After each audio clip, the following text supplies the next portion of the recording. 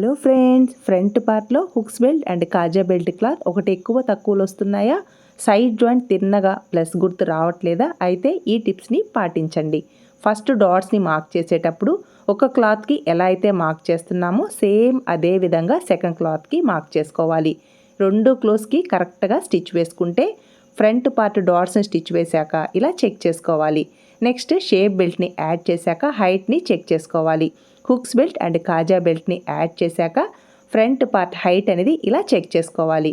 Next side joint స్ట్రైట్గా రావాలి అంటే బ్యాక్ పార్ట్కి సమానంగా ఫ్రంట్ పార్ట్ అనేది ఇలా నీట్గా రావాలి, ఎక్కువ తక్కువలు రాకూడదు. హ్యాండ్ లూజ్ దగ్గర నుంచి చంక క్రింది వైపున టక్స్ పాయింట్ వరకు ఇలా ఒక రఫ్ స్టిచ్ వేసుకోవాలి. Back part front part loose దగ్గర నుంచి హ్యాండ్ లూజ్ వరకు ఇలా స్ట్రైట్గా స్టిచ్ వేసుకోవాలి. ఎక్కడ లాగినట్టుగా పట్టినట్టుగా రాకూడదు, లూజ్ అనేది అస్సలు రాకూడదు.